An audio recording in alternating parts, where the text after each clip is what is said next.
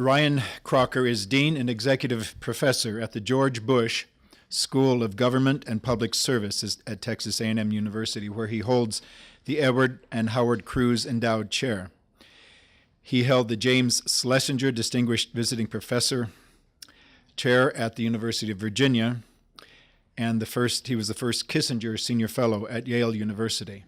Apparently those two appointments overlapped somewhat, and because, as some people know, that Kissinger and Schlesinger were not on speaking terms, we had to get permission for the starting time. Do I have that right?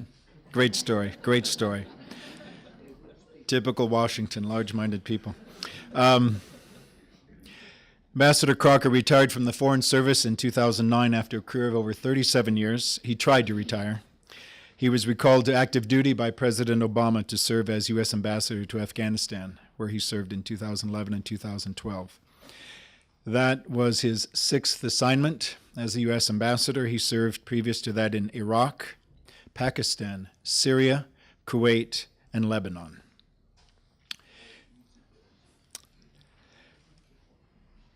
There's a little murmuring on the front row here. All easy places.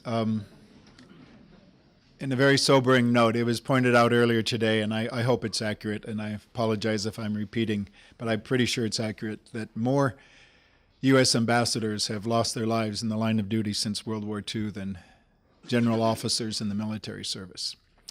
And in 3 of the 6 places where Ambassador Crocker served, U.S. ambassadors gave their lives prior to his assignments. And his courage is reflected in some of what I'm about to tell you about. He was born in Spokane, Washington. He grew up in an Air Force family, attending schools in Morocco, Canada, and Turkey, as well as the U.S. His B.A. in English is from Whitman College in Washington, where he also received an honorary Doctor of Laws degree. Ambassador Crocker received the Presidential Medal of Freedom, which is the highest civilian award this country offers. He also received these awards: the Veteran of Foreign Wars Dwight D. Eisenhower Award, the Presidential Distinguished and Meritorious Service Awards, the Secretary of State's Distinguished Service Award, the Department of Defense Medal for Distinguished Civilian Service and Distinguished Public Service, the Award for Valor, and one that caught my attention as well, the American Foreign Service Association Rivkin Award for Creative Dissent.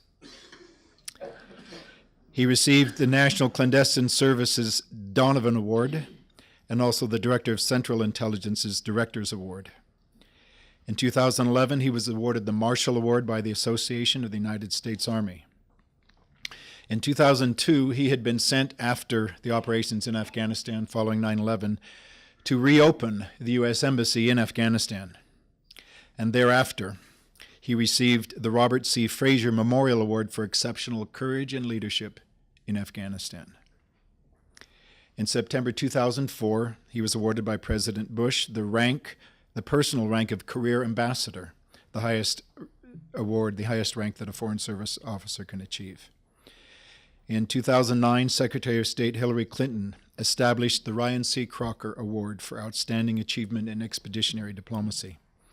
And perhaps saving the best for last, in 2012, Ambassador Crocker was named an honorary Marine. 75 people, he became the 75th person in the history of the United States to be so designated as an honorary Marine.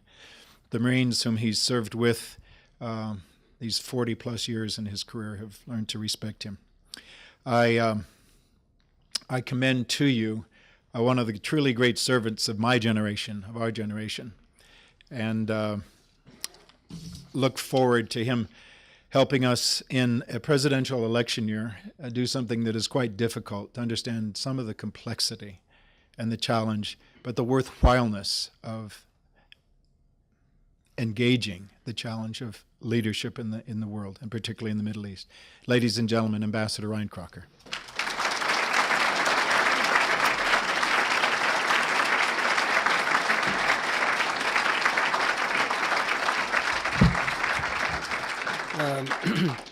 Thank you, Fred, for that generous introduction. It does remind me uncomfortably that Unlike the students in the room, I have much more of a past than I do a future. So, it is the case, as Fred laid out, that I did serve 6 times as ambassador in 6 places that no sane person would spend a weekend in. Which underscores the one great quality I brought to my career in the Foreign Service. It's my innate expendability. This goes back to George H.W. Bush, whose ambassador I was in Lebanon from 1990 to 1993. The embassy had actually been closed for almost a year and a half before I went in. Been closed because a Lebanese militia leader was threatening to overrun the compound, sort of hand us a Tehran-style hostage situation. So they pulled out the entire embassy staff. And there was some conversation around the president that as we were moving toward the Desert Storm, the liberation of Kuwait, we really needed to be on the ground in Beirut. So after some conversation, it was decided that they should send me. And the way it was related to me is, well, let's send Crocker. If it works, that's great. And if it doesn't work, no great loss. And then they repeated it and repeated it and repeated it.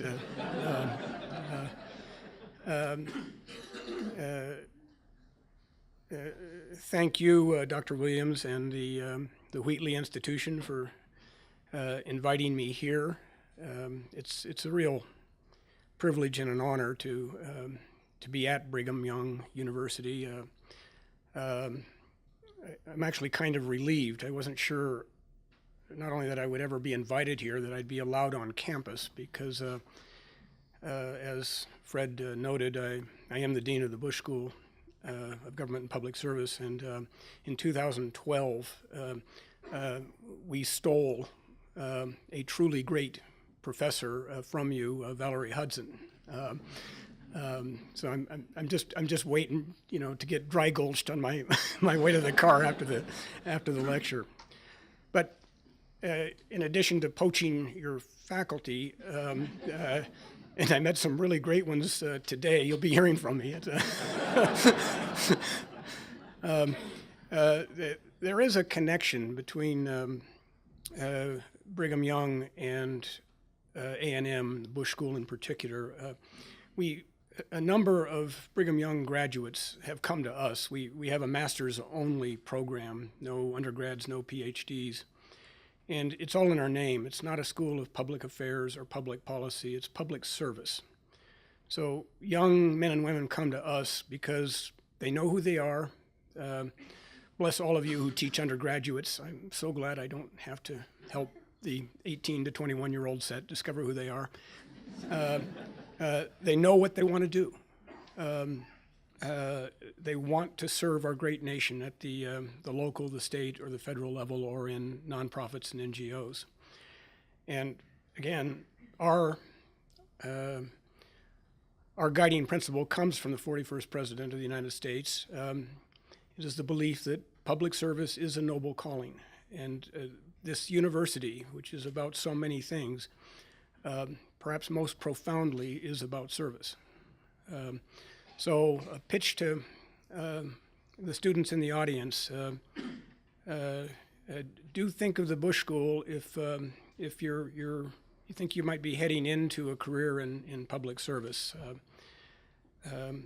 I would also ask you to think of the Foreign Service. Brigham Young has sent to the State Department some of our finest Foreign Service officers. We were just reflecting on 3 currently serving ambassadors who are all Brigham Young graduates. Ambassador Steve Beecroft in Cairo, and Mrs. Beecroft is here tonight. Ambassador Matt Tueller, our ambassador to Yemen. and Ambassador Deborah Jones, our ambassador to Libya, and it speaks all you would want to hear about them and about the great university that educated them, that two of those three are ambassadors to countries that are in such turmoil. They are not currently at their post, they're in neighboring countries. And Egypt is definitely having its moments as well. So this university produces selfless public servants who will go to the hard places, do the hard things, expect no reward for doing it. It is a spirit of service, and I would encourage current students to think of the Foreign Service as you make your post-graduation career plans. What I'm going to do is be relatively brief here and just lay out some organizing concepts that I've found helpful in trying to understand the unprecedented tumult of the broader Middle East. First, let me define my terms.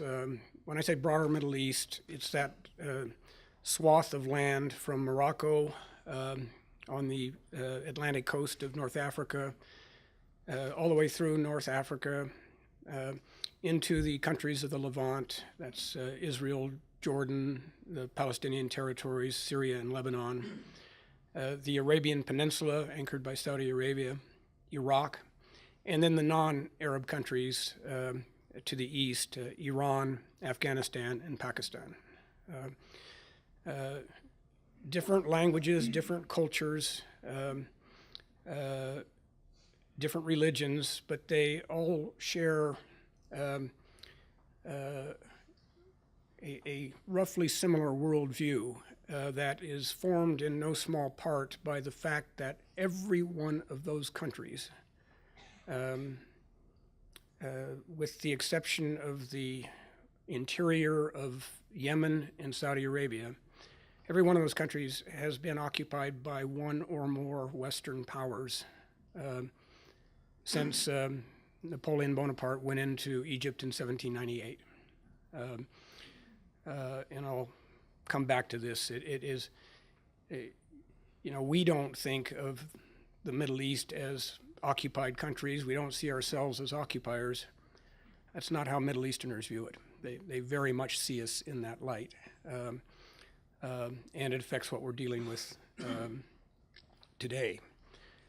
The modern Middle East is roughly 100 years old. It dates back to the treaties of Versailles and Sèvres after World War I that literally drew the lines on the map that still exist today. In that 100 years, we have never seen a more chaotic and turbulent time than we see today. We're used to a Middle East where there are revolutions and coups and governments are overthrown. What we're seeing now is something far starker. We are seeing states fail, countries collapse. Syria, a completely failed state. Libya, Yemen, all completely failed states. And Iraq is right on the edge, maybe going over it. And Afghanistan will be there too if we decide we're tired of it all and are going to pull out the last of our troops. Now, with the failure of states, we're seeing something else that is quite disturbing. It's the rise of non-state actors. They come in several categories. There are those that are state-sponsored. That would be, for example, Hezbollah, the Lebanese Shia militia that has done so much harm in that country to Israel and now in Syria. And then there are the actors who don't have state sponsorship, most prominently Al-Qaeda and the Islamic State. It's a new phenomenon in the Middle East, and it is no longer just restricted to the Middle East. You also have Shabab in Somalia, Boko Haram, in Northwest Africa. So states fail, non-state actors rise. It is a new regional disorder, very grave in its implications for security there and throughout the world, including in our own country. With the various conflicts we see in Syria, in Yemen, in Iraq, there is an overarching construct that I call the Middle East Cold War. And its two principal protagonists, not the US and Russia, Saudi Arabia and Iran. The citadel of Shia Islam versus the citadel of Sunni Islam, which means that these conflicts around the region are increasingly denominated in sectarian terms. There has been a tendency in this country to kind of leap past that to say, well, it's always been a religious war. It's gone on for 1,500 years. It'll go on for another 1,500 years, and there's nothing we can do about it. Not exactly. I mean, at the time of my first tour in the Foreign Service, which was in the Iran of the Shah, we were relying post-Vietnam on a sort of a twin pillar of Gulf security. And those two pillars were Saudi Arabia and Iran, working very closely with us, working very closely with each other. Didn't matter that one was Sunni and the other was Shia. To the extent that the Shah sent a brigade to the Arabian Peninsula to help the Sultan of Oman put down a communist-backed insurrection. And that was perfectly fine with the Saudis. In fact, the Saudis were part of the coordination to get the Iranians there. Just worth bearing in mind, this is not a millennial struggle between Shia and Sunni. Sectarian differences have always been there, virtually since the dawn of Islam, but very rarely have they been expressed in violent terms. I would just give you another example, particularly as we worry about, if you will, Islamic terrorism. Well, there's something inherent in Islam that tends to violence, if not outright terror, and it's always been that way. Well, I'm old enough to remember another era of Middle Eastern terror. This was in the late 60s and through the decade of the 70s. This was Palestinian terror. Palestinian groups did a whole lot of damage in Israel and elsewhere. They assassinated one of my predecessors as ambassador to Lebanon, and two other senior diplomats in the Sudan. Were they Islamic fanatics? Well, the most lethal group was the Popular Front for the Liberation of Palestine. It was headed by George Habash. He was a Christian. The ideology was not only not Islamic, it was atheistic, as was the ideology of the Democratic Front for the Liberation of Palestine, also headed by a Christian. So again, it helps to understand something of the history and the attendant complexity of this region, its alliances, its ideologies, its purposes. It is way more complicated than the broad brush strokes that paint this as an irresolvable religious struggle or an unending wave of Islamic terrorism. We do ourselves a disservice and a danger by thinking in those overly simplistic terms. So what is going on that has caused states to fail, has caused non-state actors to rise? The organizing principle that I have found to be the most useful, the thing I look at the most closely is governance, or the failure of governance. The Middle East has seen a chronic failure of governance, the failure to establish a consistent rule of law that applies to all, the failure to establish stable institutions that look to the interests of all of the governed. I describe it as a succession of failed isms. You can start in this 100-year period, you can start with the failure of colonialism and imperialism. After World War I, the French and the British ran most of the Middle East. What they did not do was spend a lot of time helping to develop indigenous institutions that had legitimacy in the eyes of their own people. Monarchism in the central Middle Eastern countries of Egypt and Iraq also failed. It gave way to yet another ism, Arab nationalism. Gamal Abdel Nasser in Egypt, the most famous example. It derived its legitimacy through confrontation with Israel. But it did not, Arab nationalism made no particular effort to establish real legitimacy, again, by developing institutions and codifying and enforcing a consistent rule of law. Other isms also failed: Arab socialism, Baathism, communism, just undiluted authoritarianism. They all failed and gave way to another ism. Now we have, if you will, Islamism. So when I ask myself how enduring is Islamic State, I don't think that much in terms of their military capabilities. I think in terms of their governance. They benefited from having an incredibly low bar when they moved into parts of Syria and Iraq.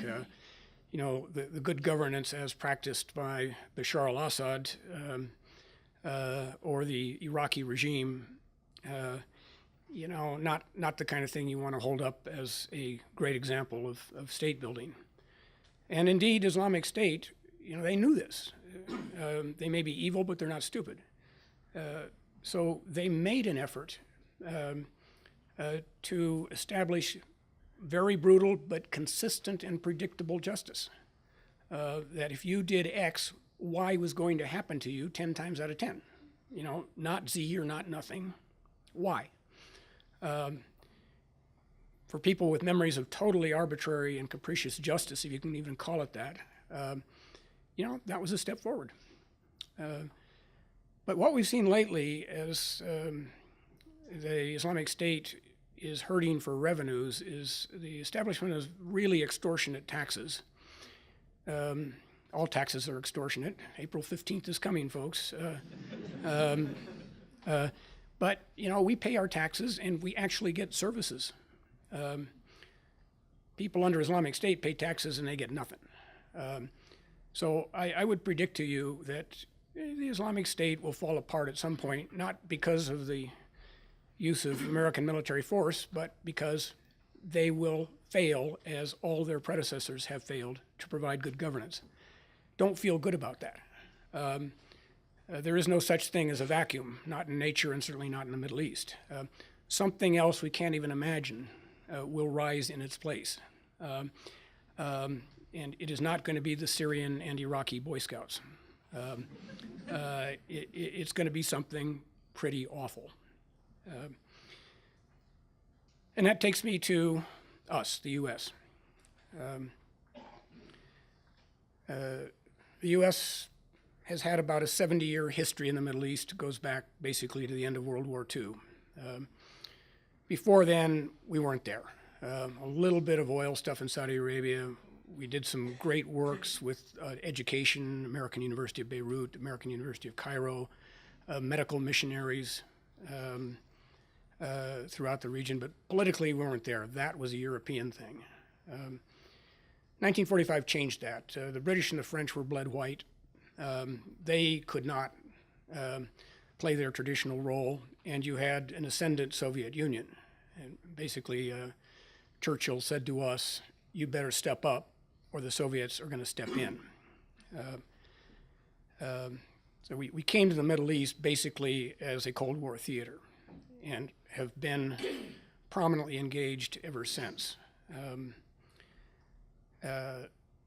Sometimes that engagement has been positive and constructive. I am the dean of the George H.W. Bush School, and I am reminded that this month is the 25th anniversary of the liberation of Kuwait by the broadest international coalition since World War II. That was assembled by President Bush and Secretary Baker.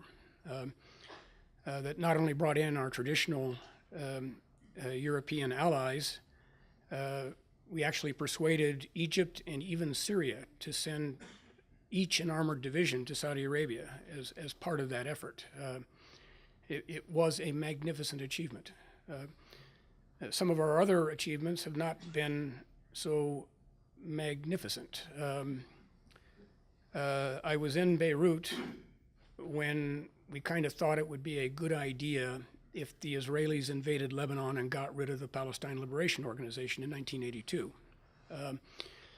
You could argue that. I mean, Palestinian terrorism had killed a lot of Israelis and a lot of Americans, destabilized Jordan, the list goes on. So sure, it's a good idea, except it wasn't. Again, I was there. The Israelis pretty much got rid of the PLO, but they created the conditions that led to the rise of something far worse, and that was Hezbollah. And it really was worse. I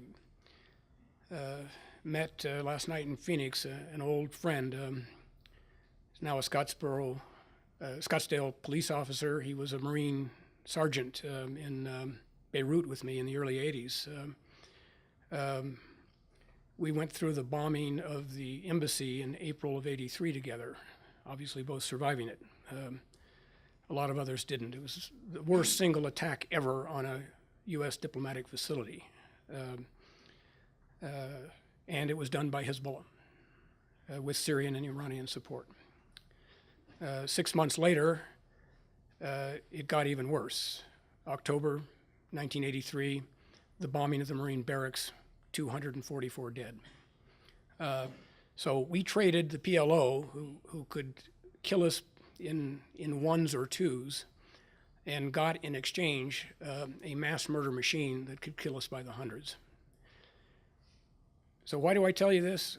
Because it illustrates one of the very few things I learned in the Middle East over the years. And I'm going to tell you everything I learned. Before you panic and start running for the exits, let me assure you, it's only two things.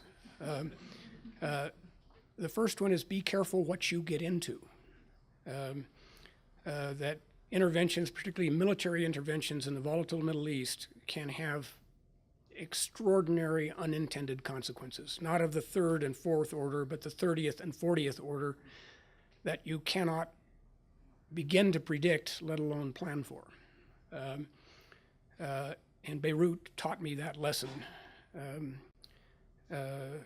35 years ago, roughly. But we're not good at absorbing lessons. So, in 2002, the American people basically voted to have a big old war in Iraq through the congressional elections that year. And we did have a big old war in Iraq. Who could quibble with getting rid of a dictator who had invaded two of his neighbors and would invade a third if he got his hands on the wherewithal to do it?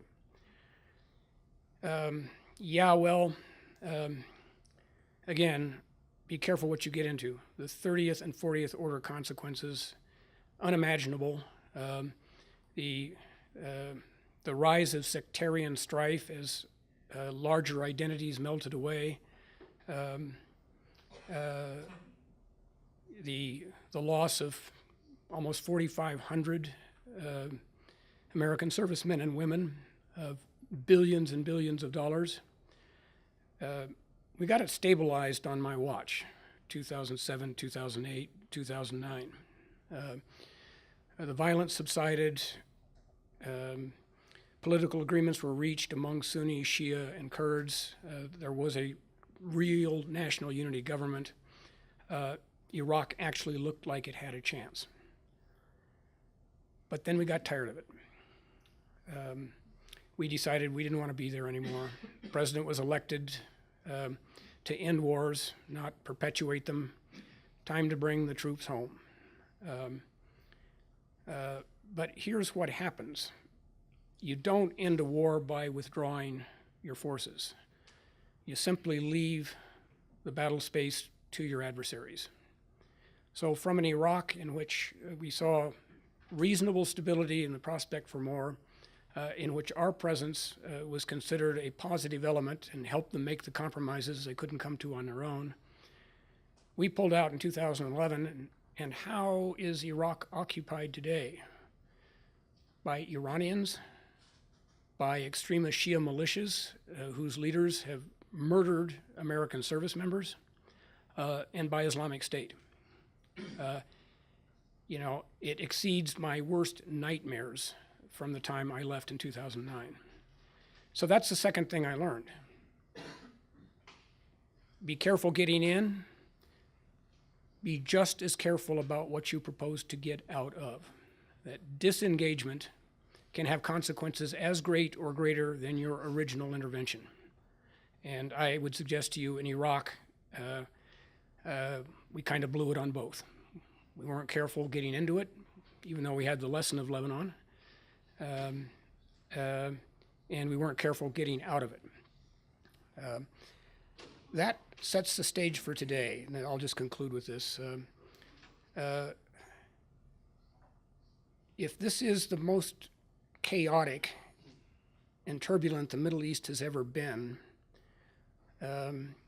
this is a moment in which the U.S. is more disengaged from the area than it has been in the 70 years of our involvement there.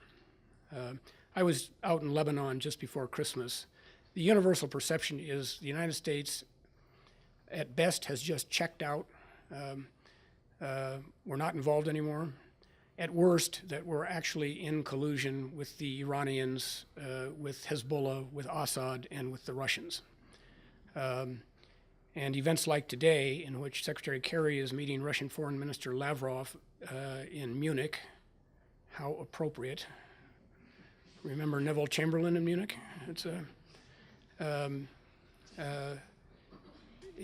fosters that impression that we're not confronting the Russians, we're colluding with them as they work with Assad to massacre Syrian civilians by the tens of thousands.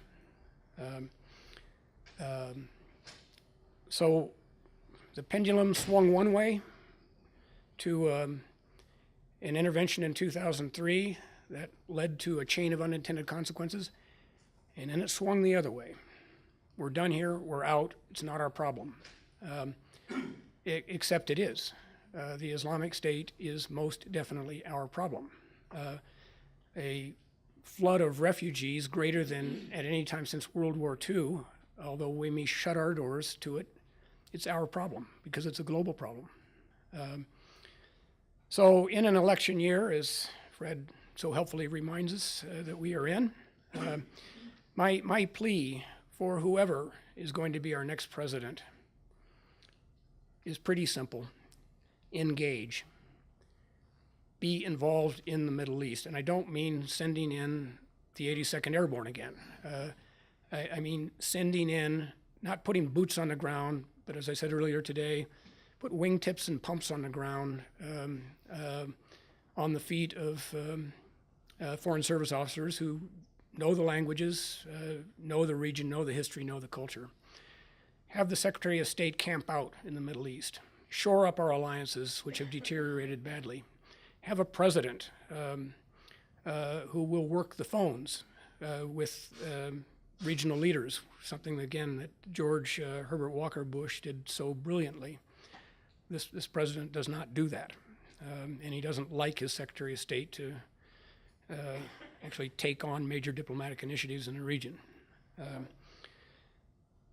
So if we did too much in the last decade, I would argue we're doing way too little now. And if you don't get it right in the Middle East, it has a way of biting you pretty hard. So we need to get back in the game. It's going to be a long year until we have a new administration. I don't expect this administration to do anything of consequence. They're just going to let it ride. That's what happens in the last year of an administration. And I hope we can ride it out. So I'll stop there and hope we can turn this into a bit of a dialogue. And that's all been pretty gloomy, I know. I will conclude on a note of what passes for me as optimism. As bad as things are today, and they're pretty bad, savor the moment.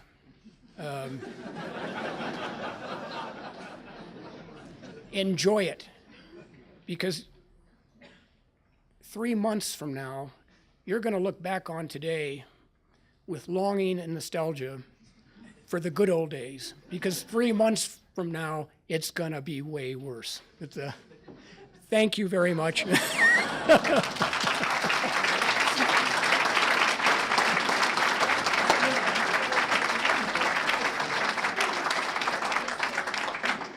Again, we'll invite you to ask questions. We'll go to about 8:30 if you'll, I think we have somebody coming up already. Do us a favor, if you would, just briefly identify yourself, ask a brief question in the form of a question as opposed to a speech, and then Ambassador Crocker will take it from there. Thank you. Thanks for your comments, Mr. Crocker. Andy, I'm an Arabic student here at BYU. There's been talk in the news lately of Libya. ISIS strength is growing exponentially. There's talk of maybe an intervention. I'm wondering your thoughts, what U.S. policy should be in Libya, and what you think will happen. That's a great question. Lest I seem kind of flippantly hard on the last two administrations, let me just say this is really, really hard stuff. I mean, really hard. Take a look at, say, Iraq, Libya, and Syria. In Iraq, we invaded and we occupied, and it all went over the edge. In Libya, we invaded from the air, we didn't occupy, and it all went over the edge. In Syria, we neither invaded nor occupied, and it all went over the edge. So there's nothing easy about this stuff. Yes, the growth of Islamic State should scare us all. You may have seen the Director of National Intelligence, Director of Central Intelligence, saying day before yesterday that it's a question for them when, not if, Islamic State strikes in America. So what to do about it? I certainly wouldn't, again, send in the 82nd Airborne. The complexity of Libya right now is about equal to that of Syria. What I would do, again, is exert some U.S. leadership. Our regional friends are all engaged with different groups in Libya, the Saudis, the Emiratis, the Turks, the Qataris. By and large, you've kind of got a coalition of Qatari and Turkish-backed militias fighting a group of Saudi and Emirati-backed militias. And this is what happens when the U.S. is absent. I would like to see us be present in the first instance, convening those countries who have a stake or an interest or an involvement in Libya and working to get everybody on the same page. What threatens us? What can we do about it? Who can we do it with? The only country that can convene that kind of effort is us. So again, that's where I would start. I'd start by talking, and the Egyptians are in it too. I'd start by talking to, these are all our friends, or were until we started ignoring them. They are all imperfect, they all have different agendas, but in a region rampant with disorder, they stand for order, and order is what we need to back. And as we approach complex problems, we can't do it unilaterally. We can't do it just with the Europeans. We've got to work with the regional players. So that's where I would start in Libya. Thank you. Thank you for your comments, Mr. Crocker. My name is Luca, and I'm a journalism major. And we have a very large amount of ROTC students and a massive amount of BYU students that want to go into public service. And you have been in like we've emphasized many times, some of the most turbulent areas of the world. What advice do you have for BYU students that want to go into this kind of service and are going to have to get down deep into the darkness at times? Yeah, it's a great question, and again, it's why I'm so happy to be here, because that is the kind of university BYU is. Yeah, go to hard places and do hard things, whether it's abroad or at home. You're BYU students, so you already know this. The value of life actually isn't measured by the number of trips to the mall. It's going out where you're way outside your comfort zone, in places doing things that can make a difference for our well-being, for our security, for the world's security. There are many different avenues to that. As Fred remarked, I was an English lit major, philosophy minor in college. That kind of teaches you how to think and think creatively. Journalism is a terrific background if you're interested in the Foreign Service.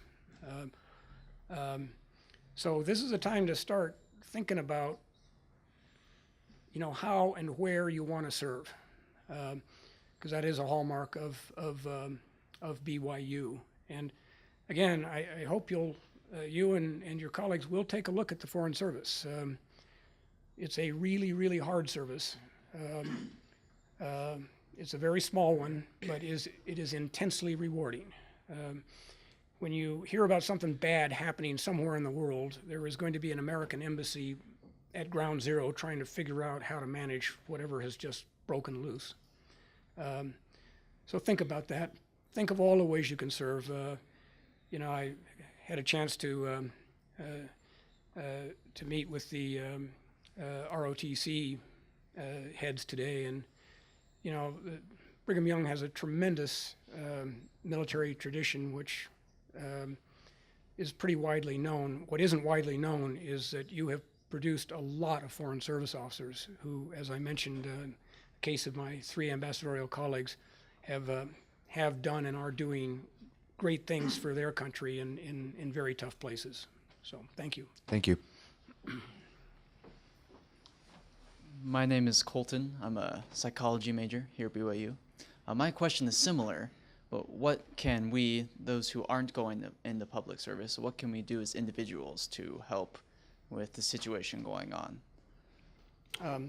There are so many ways to make a difference. One of the great things about America is our spirit of volunteerism. I did a program Tuesday at A&M with the head of an organization called Global Volunteers. These are people who volunteer in sort of 18 countries around the world. They've been doing this since the mid-1980s. Some of them are physicians. Some of them are people who just want to go pound nails and build houses. So, as you establish yourself in areas other than public service, go into business, for example, think about ways you can volunteer. If not overseas, in your own communities. One of the hot button issues now, of course, are refugees. I have a clear bias. I'm on the board of Mercy Corps International, and we do very extensive work with refugees, and I just phoned in to do an interview in Dallas on refugee resettlement. Refugee resettlement in this country, and prior to the Syrian crisis, no country settled more refugees than we did from all over the world. It's all done by volunteer organizations. You have groups like International Rescue Committee that kind of set an agenda for community resettlement, but the actual work they do through volunteer organizations, many of them faith-based. You know, and whatever some of us may be saying now, this is a nation of immigrants and refugees. You know, and unless your forebears were around to greet the Mayflower or were brought here in chains, all the rest of us are immigrants or refugees. That's what America is. So there's a tremendous amount of good you can do in a community working with refugees. And although we're going through a bad patch right now, as Churchill said of us, you can always count on Americans to do the right thing after they've tried everything else. We will do the right thing eventually on refugees as well. And that's just one example of a way you can make a real difference, whatever your actual profession is. Thank you. Thank you, Ambassador Crocker. My name is Taylor Shippen. I'm a political science and economics student here at BYU. Tonight we've talked a lot about governments, but I wanted to go towards the problem and challenge of religion. Recently, I was watching a lecture at the Brookings Institute, and Jonathan Sachs said that one of his greatest fears about the Middle East is that within the different Abrahamic faiths, there are voices asking for moderation and tolerance within some of the faiths, but that he didn't hear moderate voices strongly condemning some of the violent acts that were going on from Muslim quarters. Do you agree with his assessment? Why or why not? I don't know when this was. About 2 weeks ago, some 350 Muslim clerics and scholars from all over the Islamic world met in Morocco for a 3-day conference on extremism and moderation. And they issued a call for moderation with a lot of specifics in it, that it is the duty of Muslim majority societies to protect and ensure the well-being of religious minorities within that society. You know, so it went well beyond just a call for moderation, but to say there is a duty for Muslims to look after those of the minority religions. This did not get a lot of splash. Where's my journalism major?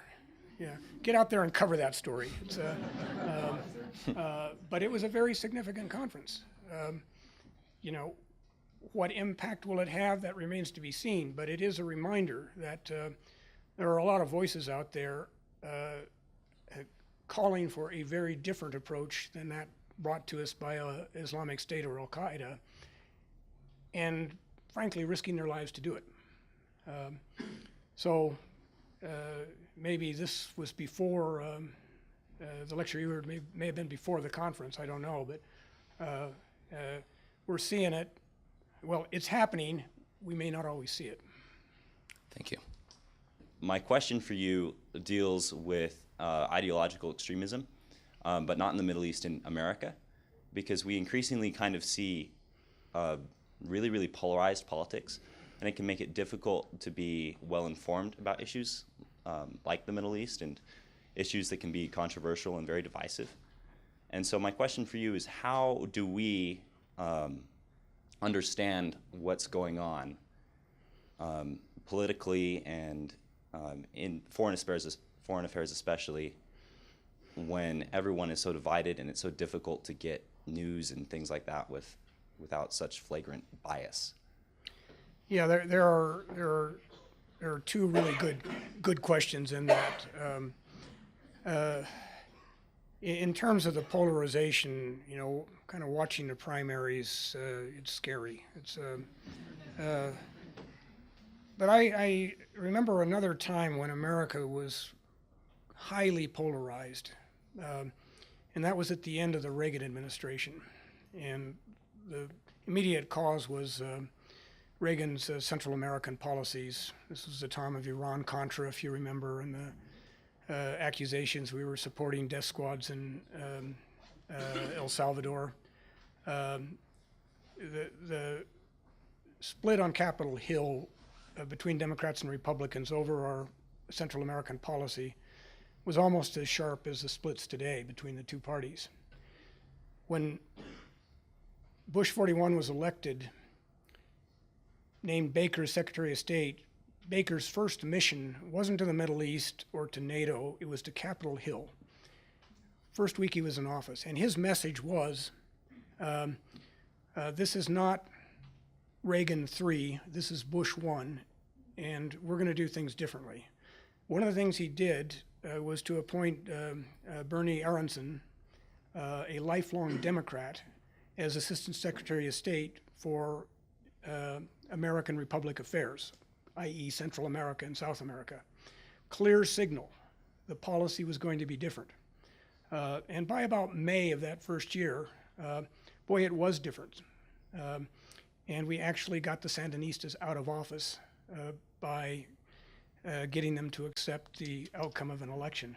That paved the way for core bipartisan support for the really big challenges that came later in the administration, the invasion of Kuwait by Iraq, the fall of the Berlin Wall, the reunification of Germany, the collapse of the Soviet Union. Because Baker and Bush had made their first priority here at home, knitting up the partisan divide, the country as a unit could approach these really big crises.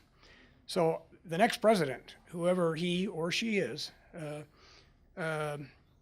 really has the same imperative to make the first mission trying to re-knit the partisan divide. It was done under very tough circumstances then. It can be done now. It's essential that it can be done. How do you know what's going on? It's kind of hard. The world has never been more complicated. The end of the Cold War at least brought a certain kind of stasis of terror. You didn't have all the volatility that you do now. But at a time when it's harder than ever to understand the world, our ability to understand it has never been less. Good luck with that journalism career, because the core of foreign correspondence is probably 10% of what it was when I was in Beirut on my first tour in the early 80s. Only the Wall Street Journal, the New York Times still have foreign bureaus out there.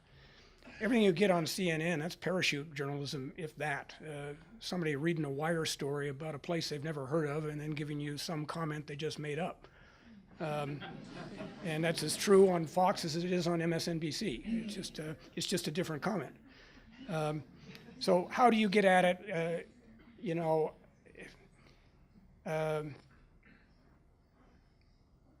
Follow the New York Times and the Wall Street Journal. They have got, both of them have first-class foreign correspondence. You can ignore the editorial pages. They cancel each other out in any case. How many of the students in this room, or any of you in this room, how many of you watch Vice News? Yeah. Okay. Everybody under 30 at least knows what it is if they don't watch it. Nobody over 30 has ever heard of it. Vice News is carried on HBO. They do really great reporting on the Middle East. Doesn't have a particular slant, but they embed their journalists. I saw one clip, sort of a 15-minute special on Ramadi, just before it fell to the Islamic State. And You know, they had a journalist, an Arabic-speaking journalist, in the governor's office as Islamic State rockets were bouncing off the roof. And they're filming the governor on the phone to Baghdad saying, "We can't hold out much longer. Will the Americans come? If the Americans don't come, we're lost." And of course, the Americans didn't come and they were lost. But Vice does this kind of reporting, and they're the only ones out there in the States who do it. So, you know, get that on your channel list, along with the major papers. Thank you.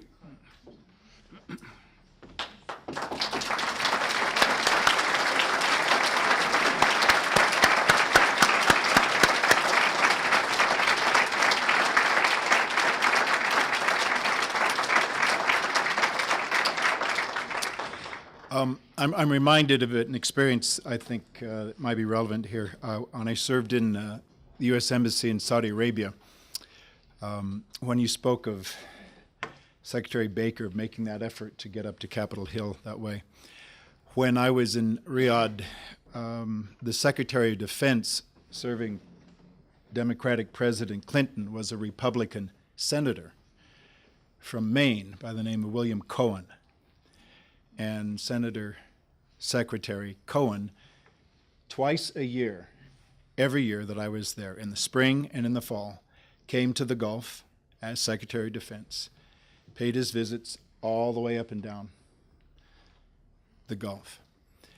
There was a conversation earlier this evening, we were talking about, well, when you say intervention, do you mean military intervention? Do you mean diplomatic intervention? Well, our instinct when you hear intervention and when you heard the questions, the first thing that came to your mind, they meant military intervention. But that's, if you'll take the analogy, Secretary Cohen was doing his home teaching. Just stop and think about it. He was getting there on a monthly basis, making that kind of contact that only person-to-person contact in that part of the world, that kind of difference that person-to-person contact can make over there. Anyway, it does make a difference, the people who serve us and who lead us. I've been looking forward to this all day. I asked one of our serving ambassadors, graduate of BYU, to share some thoughts about Ryan Crocker. And we'll close tonight with these observations. And for those of us who are students here, it's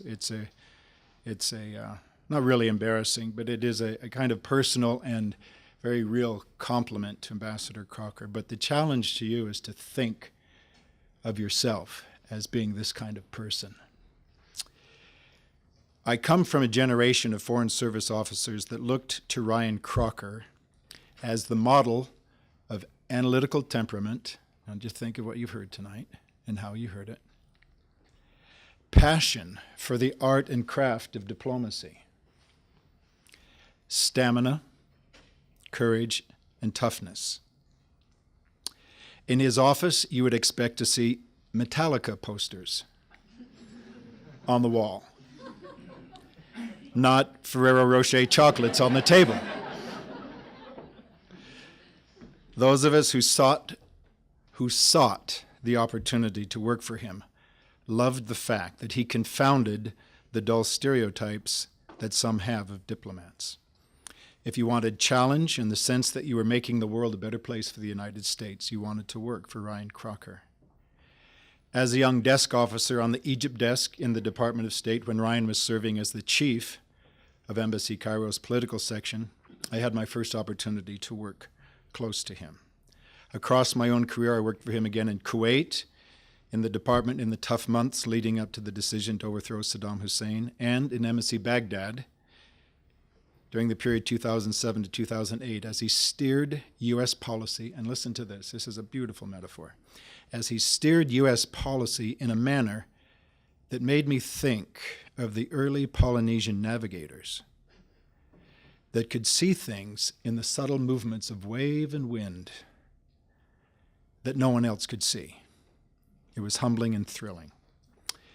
He gained tremendous respect from presidents and secretaries of state, left the institution of the U.S. Foreign Service stronger as a result of his career, and has continued in retirement to work passionately in support of the profession of diplomacy in the country he represented so superbly.